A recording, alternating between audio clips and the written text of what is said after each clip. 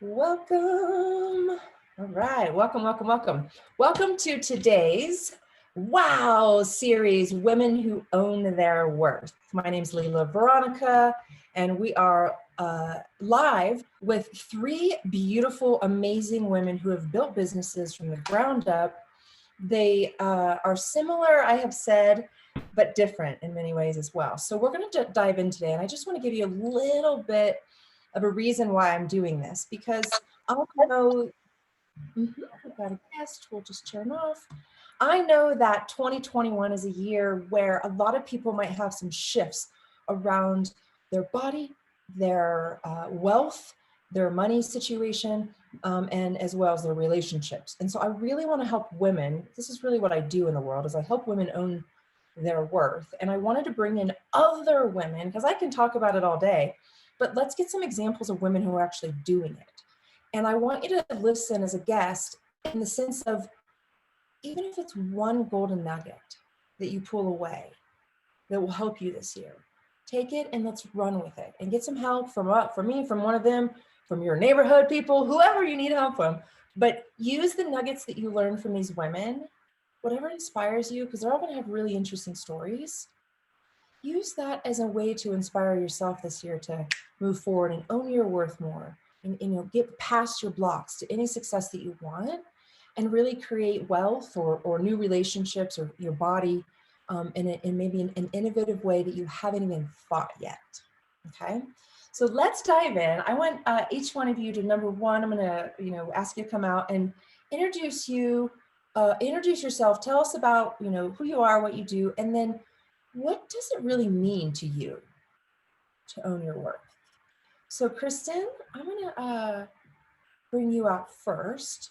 Will you introduce yourself and then let us know, what does it really mean to you to own your worth? I was afraid you were going to call on me first. I'm Kristen Boyle, and I am a somatic coach, and that's kind of a big, broad thing that many people go, "What do you mean? What do you do?" All of my work comes from yoga. So it's all rooted in the philosophy and the practice of yoga, and it's applied individually. Really, somatic coaching, it involves finding the answers from the ground up. So basically from the body up to the mind, rather than the mind down to the body. And in a nutshell, I mostly help single moms who are experiencing life post-divorce, post-breakup, post-loss, or whatever trauma was involved in bringing you to being a single mom, because guaranteed there is some. And so working through that so that you can really fully engage in life. And by that, I mean creating connections and relationships that are meaningful and needed and basically essential in life. So that's what I do. In terms of what owning your own worth means, a lot of this comes from my own personal journey. As I said, becoming a single mom, there's trauma involved. There's a lot of it. And a lot of what happened with me was I was diminished, and I diminished myself. I diminished my needs. I diminished even my own thoughts and ideas. I would just dismiss them as, oh, I'm crazy, or I'm just that way, or whatever dismissal I used, rather than actually owning and saying, no, I have some really, really great ideas and I need to be here in the world. And so a lot of owning my own worth has been a process of my own healing journey, and a process of discovery that I have meaning and I have significance and I get to be here. And that's no different than anyone else. And everyone that I work with, that's what I want to draw out from each person, is that you get to be here. You are valuable and you are significant. And this is a basic human need, to feel like you belong and to feel like you're significant. And that really is owning your own worth. It's beautiful. Thank you. I'm going to say, just kind of repeat a couple things. I love this. I really related to that in my own journey of not dismissing yourself, that you have meaning, that you're valuable, right? I really love that. Thank you. Jessica? will you come out, introduce yourself, and let us know what you do, and also what does it mean to you to own your worth?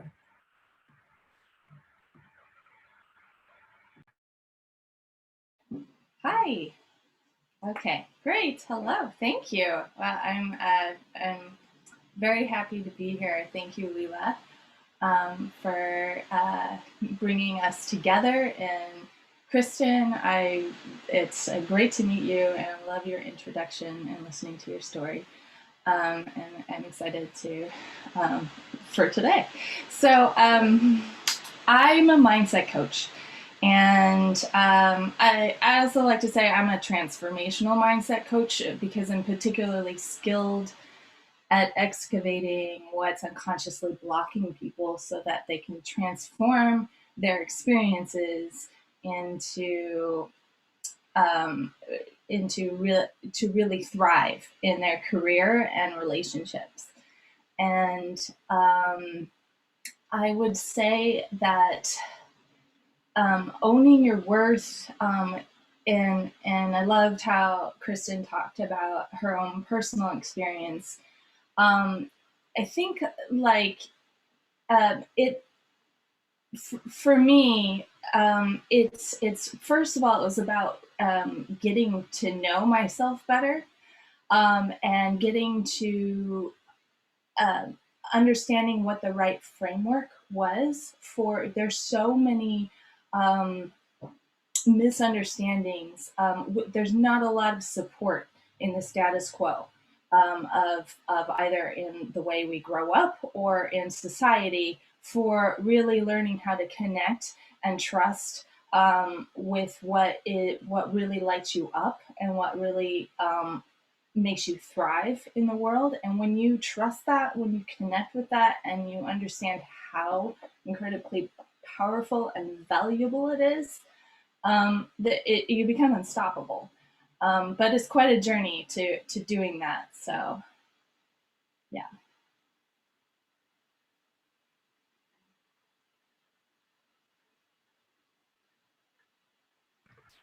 Thank you.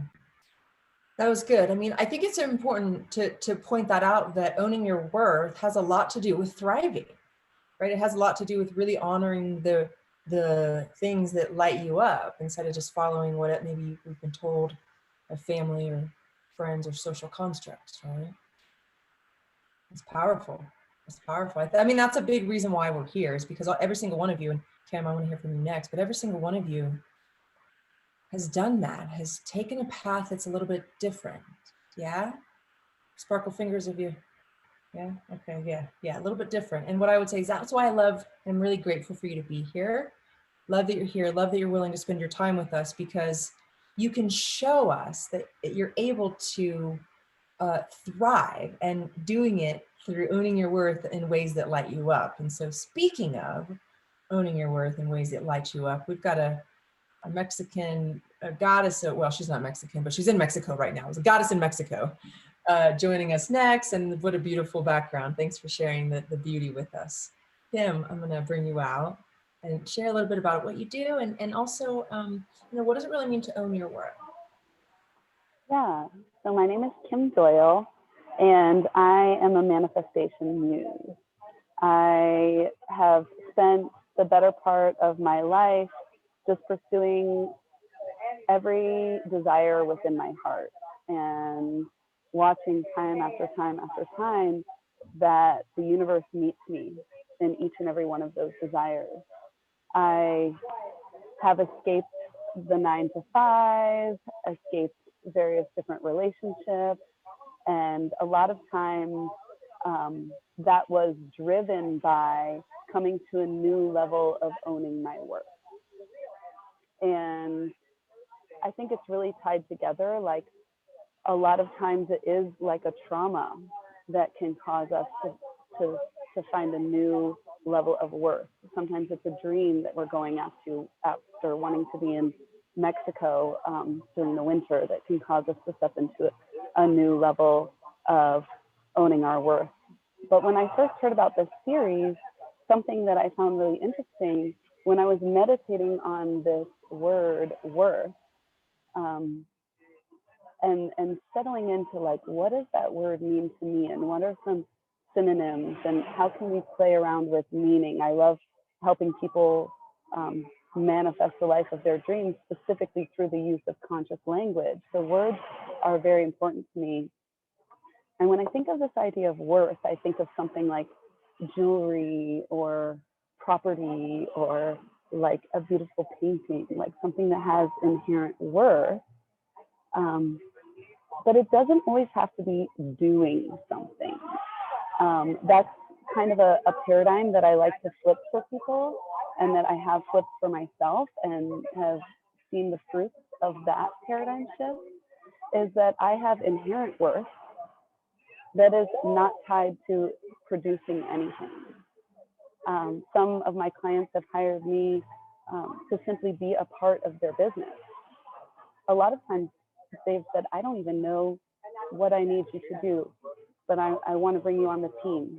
Because a lot of times just the energy and freshness that I can bring to a team, that I can bring to a new space, that I can bring to a new place. You hear people talk about light work, you know, like, what does that mean? Can I just walk into a community or a space and light it up? And is that part of my work? And as I've played with this paradigm shift, I've been able to really step out of kind of the grind that was there when I was in the corporate 9-to-5 job.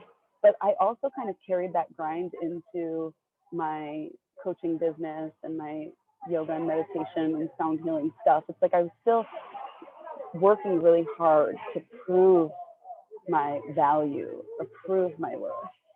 And when I finally just kind of let that all go and said, you know what, just my presence is worth something, a whole new world of possibility opened up to me, where now, instead of spending a whole year planning an insane retreat, I'm being invited to come in to other people's retreats and to be a space holder. And I really, you know, I've worked as this like manifestation muse in the realm of like professional sports or building a business or adventure travel. And now I'm really excited to work in this realm to help people, young women, a lot of times are who I work with, who they want to get to this place where they just know that they are able to manifest the life of their dreams, maybe with a little bit less work, you know, worth with less work. Let's play with that one. Beautiful. Yeah, work with less work. I love that. And I really love what Kim said too about the this idea that we are all inherently worthy just by being born. Everybody's deserving. And so whatever comes through you, whatever lights you up, like Jessica was saying, you're worthy. You deserve to have it, do it, be it, or not do it, not be it, not have it. Right?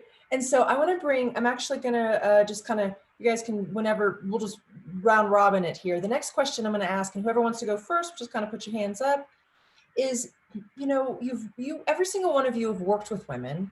You are a woman, you've been around women, and you know that they have dreams and they have desires. What is it that you see in particular are the number one block, or maybe a few blocks, for women to really get what they want, to have the success, or to receive, however you want to put it? But what do you feel like is the biggest block, or a set of blocks that are getting in the way for women right now?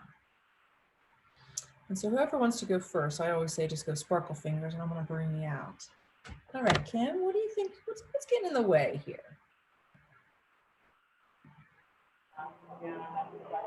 You know, something that I notice within myself and within other women, other people in general, is that a lot of times one of the biggest blocks, like very likely one of the first couple of blocks, maybe the first, is what other people think of us.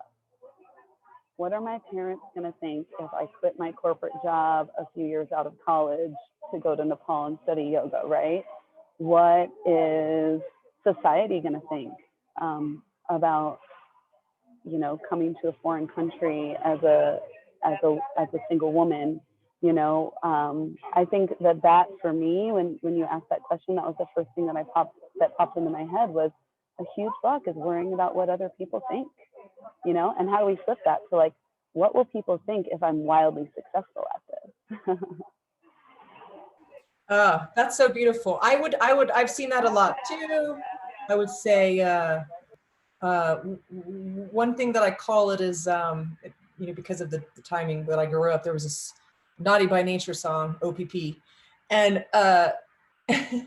and I always say, you know, I'm not down with OPO, other people's opinions. Like, I'm not down with OPO. And I've sang it and rapped it before, right? To be funny, but I love that. I mean, that's a really beautiful share, because I think all of us, because we've all seen that, right? Kristen and Jessica too, and everybody else. Yeah. And I can even feel it in myself. For me, I will say where it comes mostly is in my online audience. Actually, I realize I'm like, oh, I notice little thoughts in the head of like, what will people think if blah, blah, blah, blah, blah. And I'm like, wait a minute. My Facebook friends don't control my life. Why am I thinking like that? But it happens. It comes up for sure in the mind. So who wants to go next? What do you guys think is getting in the way? Kristen? Yeah, I just want to acknowledge Kim and everything that you said. You had so many great nuggets, like your worth with less work. And that actually feeds into something I was writing for a presentation today, which is asking for help when you need it. And isn't that super valuable? You are worthy of asking for help. And something that I think happens, and you know, this may be my niche because I work with single moms, but I think it happens with women. There's this pressure, this individual society pressure that we have to do it all, and we have to do it all on our own. And it creates an extreme independence. And that I can do it and I have to do it is actually a trauma response. And so actually asking for help means owning your value with less work, right? You're owning your worth without working as much. And then also something that Kim touched on is societal conditioning. You know, we are in this place of breaking down societal conditioning on many, many levels. And I could get all the way into, you know, what is this white privilege paradigm and white male privilege and all of this, but a lot of owning your worth is actually breaking through that. And something that I call taming toxicity of the mind, which is the mind of the judge, the critic, and the naysayer. And those are voices that come in, right? Those are your own voices, but they have been internalized by societal conditioning. Maybe it's from your mother, maybe it's from a teacher, maybe it's from some other voice that you have internalized. But really owning your worth means that you have to silence those. And that is kind of other people's opinions, isn't it, Lila? So just as what you were saying is like, it's not necessarily that I had that opinion about myself, but I heard that opinion and then I internalized it. And so when we think that people are judging us, honestly, most of the time we are judging. We are judging ourselves, we are judging others, we are comparing, we are criticizing. And if we can get rid of all of those voices, then we can see really clearly that, no, I'm doing what I need to do for myself. And I am worthy of doing what I need to do for myself in every moment. So that's my thought. That's beautiful, honey. I love that. I think what's neat about, you know, the way you've brought what you brought forward and complimented with Kim is that what I felt there was this sense of, you know, worrying about what maybe other people think about you, their opinions now, and a deeper level. It's almost like feels like a DNA level of concern about what people think about us, like a generational level. And I felt from you, and that feels like some of the work you do, right, is like breaking these generational patterns. And so, and it just kind of gave me chills when you were talking about it, because it's like this kind of stuff could have happened before you even remember anything, you know. It's really cool. All right. And Jessica, what do you see, honey? What do you see as like, you know, some of the biggest blocks right now for women?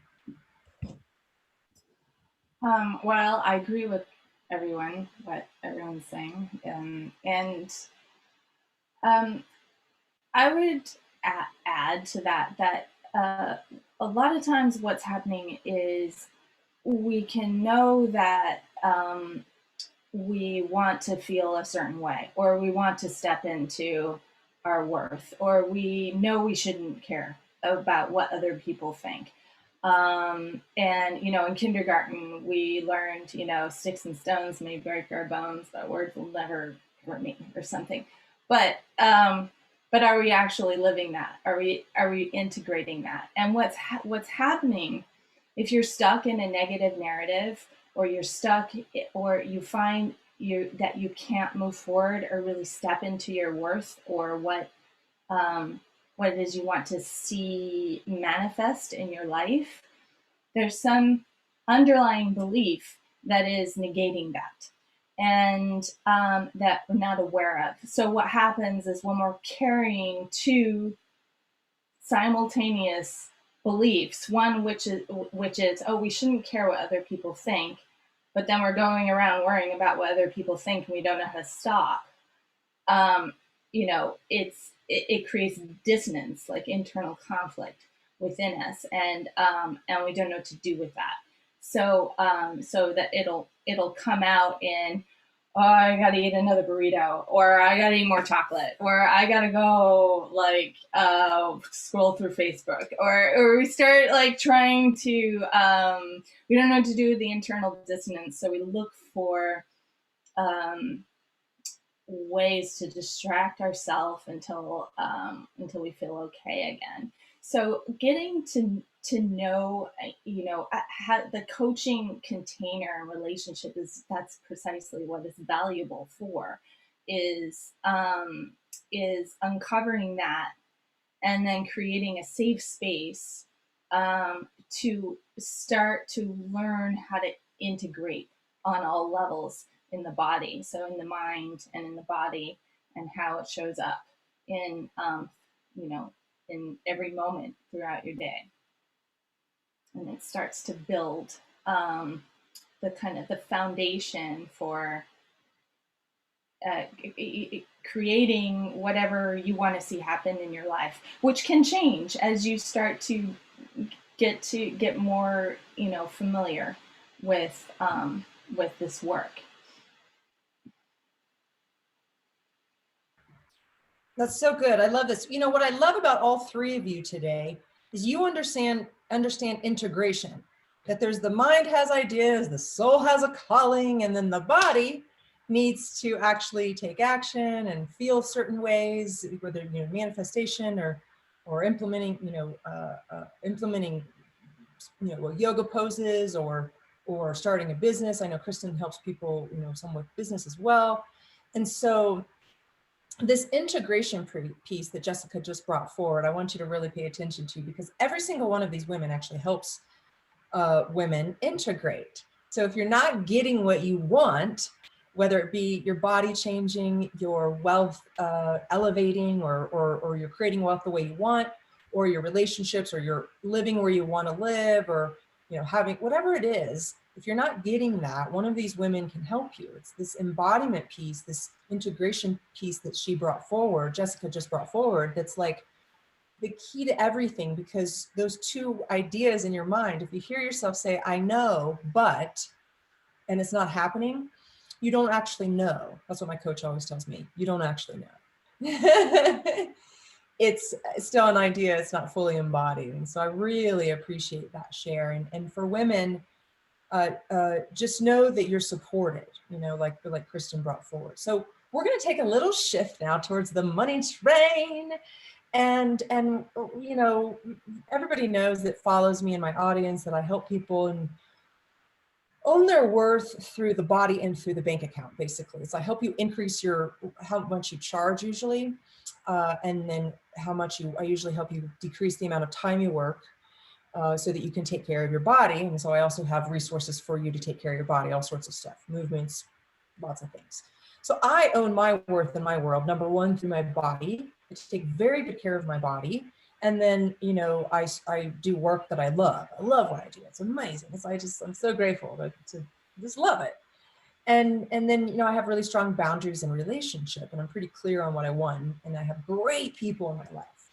And so I would say, you know, all of these women probably could tell us stories and stories and stories about, you know, their relationships and their wealth and their bodies and all of this stuff. But I wanted to focus this particular series on wealth, mostly because I know it's a big problem right now for people in the world and in our country, and some people who have had to shift careers. And so I thought, wouldn't it be neat for you to share as a guest how you've created wealth, whatever you want to share, some, you know, maybe, you know, even maybe a few little tips, like strategic tips, some big picture ideas, but even maybe say like, hey, you know, here's how you might be able to make some money. Or here's how you might be able to shift your career or move to Mexico, or whatever you think would be most valuable, particularly around the wealth and money piece. So who wants to go first in terms of talking about a wealth creation?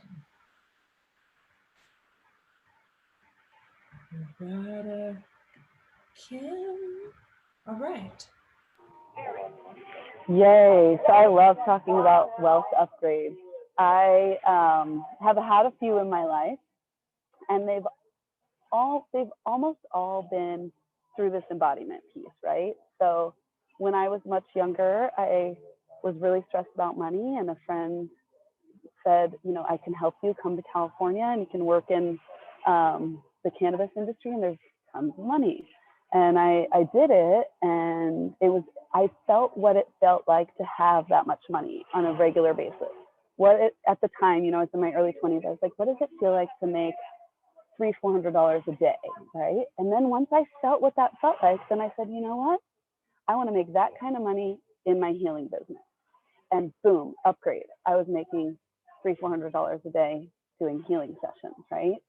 And then I had another experience in Guatemala where I was spending time with a very wealthy woman, and we went on a shopping trip to a little village.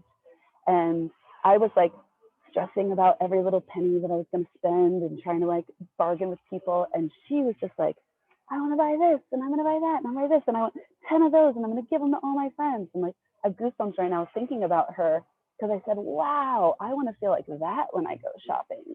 So I actually went home, saved a bunch of money, went back to Guatemala a couple weeks afterwards, and spent like $3,000, bought 10 of everything, figured out my formula for how much I wanted to charge for them, and actually started selling the goods that I had found that I loved. And that was a great way to like add income to the clients that I already had, that I was working with doing coaching or yoga. And now they're excited to then buy like this little trinket or necklace or yoni egg from Guatemala. And then most recently coming to Mexico, I just really wanted to like, what does my millionaire self feel like? What does she feel like, and how does she spend money? And so my first week here, I splurged on like a private oceanside villa. It was like the most money I'd ever spent in a couple of days. And I just like embodied what it felt like to spend money in that way. And to be honest, I've been down here for 2 months, and I've spent a ton of money, and my bank account is exactly what it was when I got here, because I truly believe that every dollar that we spend with enthusiasm comes back threefold or tenfold, or whatever kind of like a magical spell you want to put on your money. And that is a practice. So those are kind of my like tidbits or like embodiment. Also, retail items are key for people in the service industry. And then also having a magic spell of like everything I spend while I feel really good is going to come back threefold or tenfold. Because when you spend it in contraction, more contraction. When you spend it in expansion, more expansion. This is great. I love it. Yeah.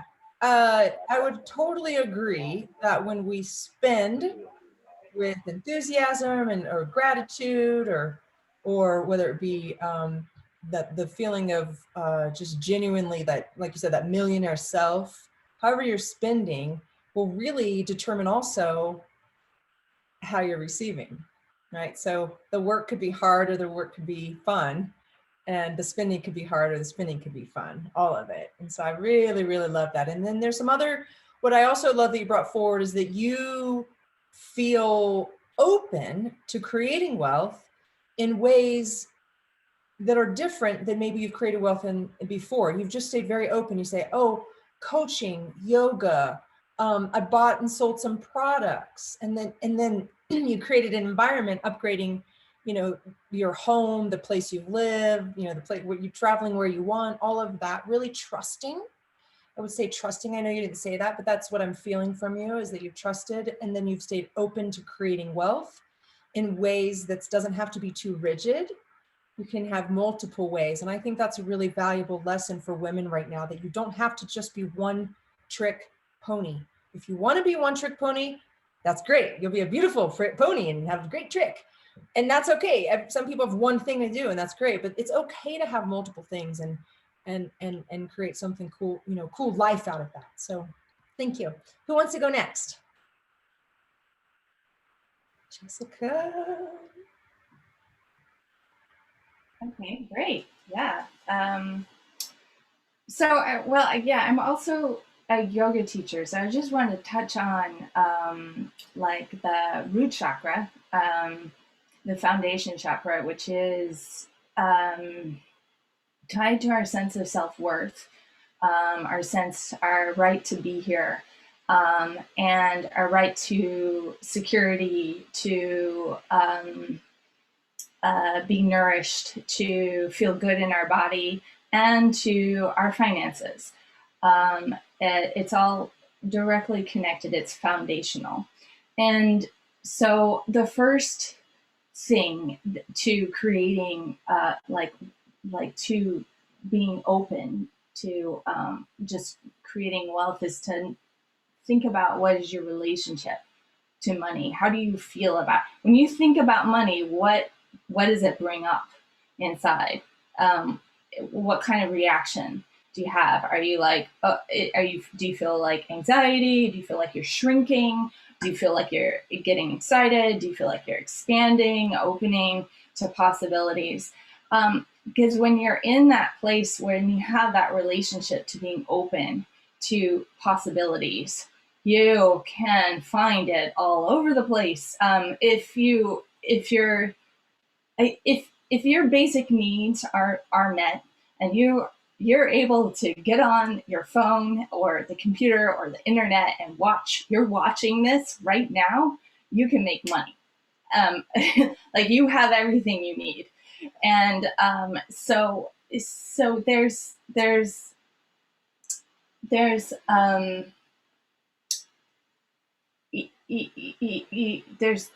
some talent that you have, there's some resource, there's something, I know there's something like on the tip of your, whatever you're passionate about, you can create a product out of it and bring it to offer it to the world. And then there's the process of, what do you charge, and all of that. And I wanted to expand a little bit about, if I can, hope I'm not, a little bit about my own personal journey. So this was, I went through a major life transition when I turned 40. And I was like, what am I doing? Like, what's the next phase of my life? And I really went through a visioning process for myself. And I thought, I think my highest purpose is to be a mindset coach. I didn't have that term in place yet, but I was like, okay, this is it. Now, how do I do it? I have no idea. And it took me first analyzing what my own relationship to money was. And the first was that I had an underlying belief that I don't need to think about it. That so it was very passive. I had a very passive relationship that, I'll just be recognized, and if I'm worthy, the money will just come to me, and I don't have to actually step up and take action, and make it work for myself. So that was number one, it was to identify that underlying belief and take like effective action. And then the number two was, I was like, what's the difference between me and like, I see these women, I see these people out there and they're making money, and you know, I'm highly educated and I'm smart and I have all these talents as well. And why do they have money and I don't, you know? And I'm like, so it took this idea that there were people out there who were better than me. I had to address that. So the idea that everybody is equal. We're all of equal value fundamentally. And the only difference was that I needed to learn a skill set about how to take action and learn how to build a business. And then the third was that was humility.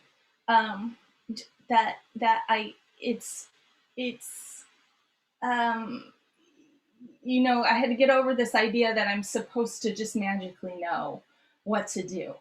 And I was like, no, I need to find out, you know, who can help me. And that Lila came appearing. And that's when, you know, having the humility to know to ask for help, you know, and that can be actually one of the major barriers to even mindset work or building a business. It is reaching out, asking for help, and know that it's a skill set that you can learn.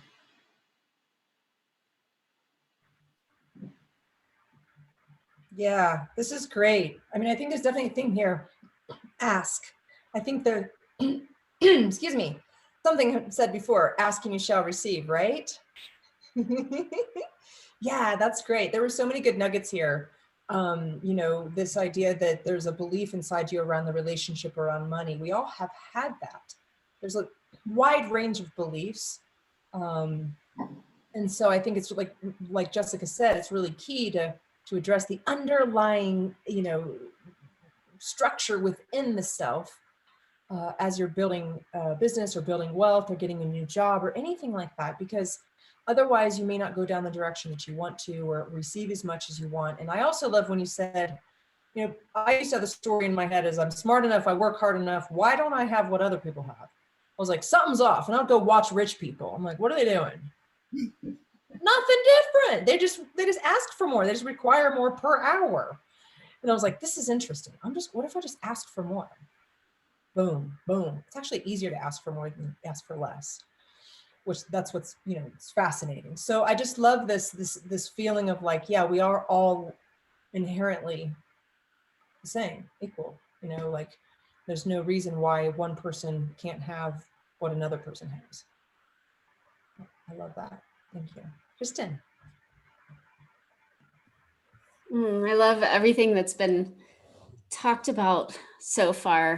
Kim and Jessica, you both have so much wisdom, and I see similar threads between everything that each of us have said, and one of them is embodying. What does it feel like? You know, what does it feel like?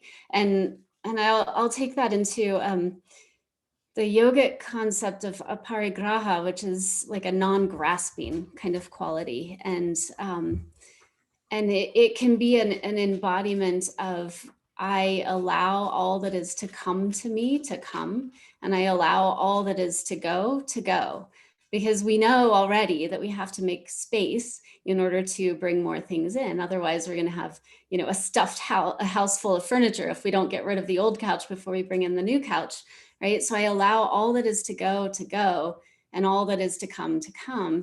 And in the embodied mindfulness, it's playing with this idea of, what does it feel like in your body to receive? And just pause with that and take a breath and see what that feels like. Sometimes it's an edge, and there's something to work with, right? Sometimes that idea of receiving actually brings up some feelings of anxiety. Well, if you're anxious about receiving, how are you going to receive money or payment or wealth? And then also explore, how does it feel to give? Because ultimately, when you are able to give, you are coming from that place of embodiment, right? And that you're owning your worth because you've gathered what you need so you can give more. And that's time, that's money, that's energy, that's, love, whatever it is that you're giving. And then you're able more to receive it. Another thing that came to mind is asking for help. And asking for help, as Jessica, you said, and Lila, you offer so much help to so many, doing less to do more, right? Which means you have to ask for help in certain areas of your life. What can you gather some help? Where can you receive help so that you can actually do more in the money, wealth creating actions that you're taking in your life? And with that, it's the concept of investments, right? You invest in things that are going to grow, right? If I make an investment, then I am trusting that that thing is going to grow, is going to expand, is going to increase. And aren't I worthy of investment? And sometimes that's the asking for help, right? But if I am worthy of investment in myself, then I am trusting that myself is going to grow. And then my value grows. Like, it all increases together. And so we're talking on a very, very tangible, you could talk tangibly about money itself. And when we talk about money, there is the realization that sometimes it's about prioritization, right? I can't afford that. I can't pay for that. Oftentimes it's prioritization. Because almost all of us can shift. Where's my priority so that I can actually move some money here so I can pay for that thing that I really want. But sometimes it's actual money, right? Sometimes the money isn't actually there. And then we have some options to play with. But I encourage, if anyone's in that place of, I don't have the actual money, start looking around your house, your life, your world, your worldview. Where is wealth in my life?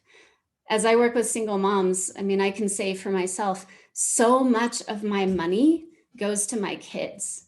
My grocery bill could decrease by $200 a month if I weren't feeding 2 kids.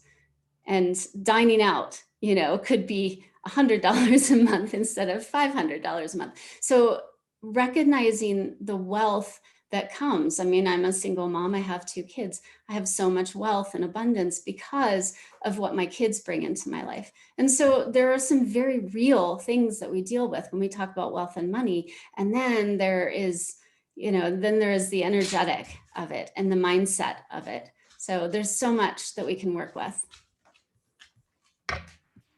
Yeah, I think this is great. I love this question. Where is wealth in my life? Where is wealth in my life? You can ask yourself this. And I think this is really beautiful because it's everywhere if you start to look. And I think, Jessica said there's lots of opportunities if you just keep looking around. They're right there. And we can see from the stories that Kim shared the same thing. It's just opportunity, opportunity, opportunity. So where is wealth in my life? I just love this question. So what I'm going to do next, first of all, thank you. Thank you for bringing your personal experience stories in, for bringing the inner game, the outer game, really pulling it all together. I think I would say today, asking for help was probably a theme, and I think for women, this is great, to receive, you've got to ask, to build a business, you got to ask, to have a great relationship, you got to ask, even you got to ask yourself to really step up for yourself sometimes, and it's hard. And so the asking piece, I would say, when I brought on my first team member onto my team for my business, I doubled my revenue the following year. And so, sometimes letting go is the hardest thing for women, especially if you're a woman who might be a little bit more type A driven, AKA control freaky, I don't know. So, but what I would say is letting go feels good over time, surrendering, and I'm continuously working on it. Plenty of parts of my life, my business, and my coaches always tell me surrender more. And so I love that teaching of really being able to do more by asking others to help you out. It's really cool. So next, what we're going to do is I'm going to ask anybody who's on live on the Zoom, if you have some questions, if you want to bring something forward, ask anybody anything, go ahead and come on out on your camera or drop a line in the messenger, and I'm going to look through the messages. We also have some other questions. So while the guests are popping on, and you're just going to bring on video and we'll see what questions you have, I'm going to ask our guests, so our attendees, we'll say, excuse me, our attendees, come on out and ask questions.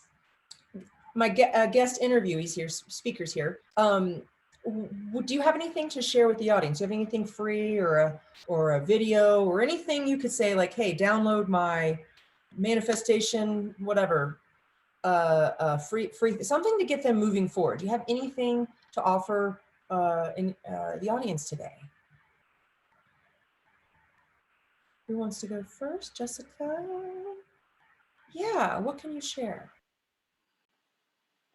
Wait, it was the question. It's what do I want to offer the audience today, right? Yeah. Do you have any opportunity to help people along in terms of, we talked a lot about, the blocks to success and the innovative ways to create wealth and how to own your worth. Is there any other offering you could provide that, beyond today's session? Yeah, so I'd love to offer a free private coaching session to anyone who wants to explore more of, maybe envision what they want to create in their life, or address what any sort of challenges they might be facing. It's a safe, confidential, free one-on-one session. And I would like to offer that to anyone who would like to take advantage of that. Speaking of asking for help. You have a best way to get a hold of you. Will you put the email in the Facebook or in the chat? What's the best way to sign up for free? And I'll put my email in the chat. Thank you. Very generous. All right, who wants to share next? Kristen? Oh, go ahead. As I begin to share what I have to offer, I'd also love to respond to Stacy, who posted, how do we know what type of help to ask for? And this is part of the somatic coaching that I work with. I talk about integrating the mind, the heart, and the body.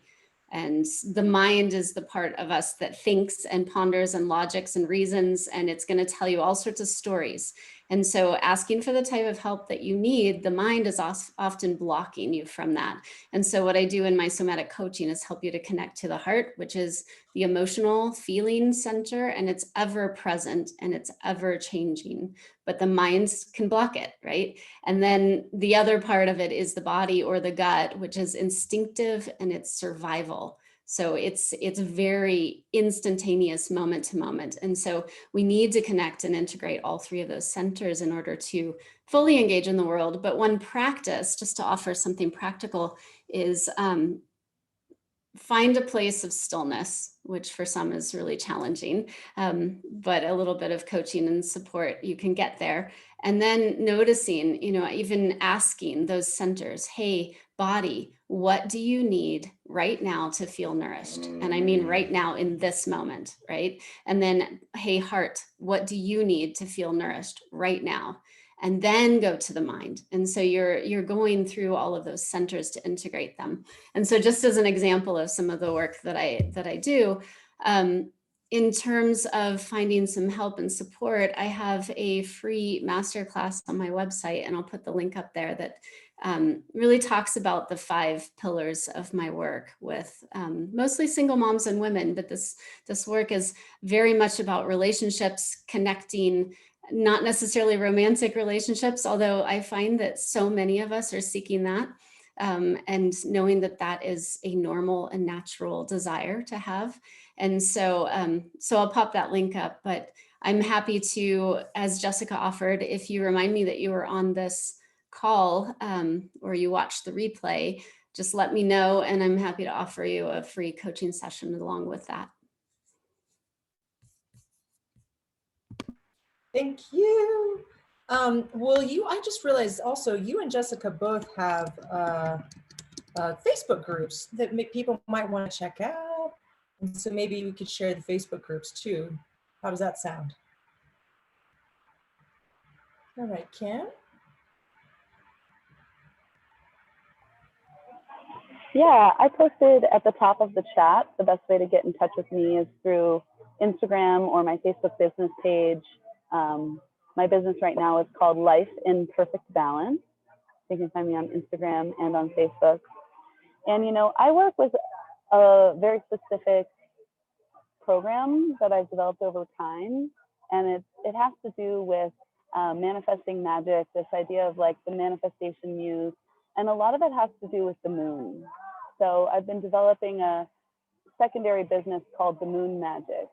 And it is my coaching program that's based around working within these realms of visualization, intention, embodiment, somatic.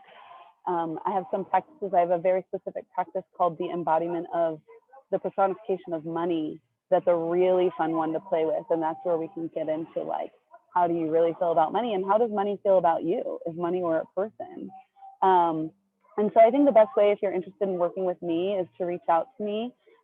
What I'd love to offer the audience here is something I've never offered before, but my programs are, I have a three moon program, so it's 3 moon months, and then I have a 13 moon program. So I'm working with the moon calendar more than the Gregorian calendar, and I can send information on what these programs are, what they entail, what they come with, but I'd love to offer 50% off of either of those programs to anyone who's interested in working together. And of course, we can hop on a call and get to know if we're a good fit before we do that as well.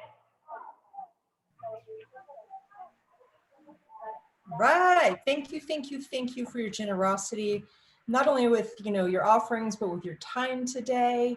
And I just want to give a shout out to a couple people who've made comments today. I know Stacy has some questions that was super helpful. I would add into the answer there is have a really strong vision, like really know what you want. If you want something, be really clear on that. And sometimes those cobwebs I know can get in the way. And I love what Kristen said about this embodiment. Like, once you have that heart, what I find is sometimes people found it and then they like doubt it and go away from it.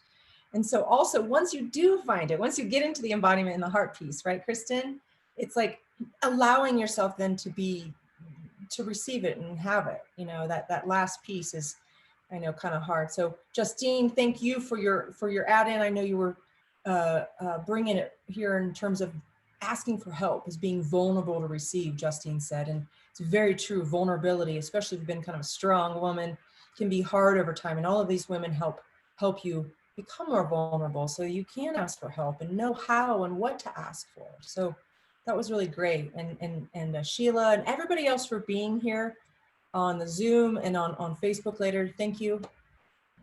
If you need help from me, speakwithlila.com. I'm always here for you. You know how to find me.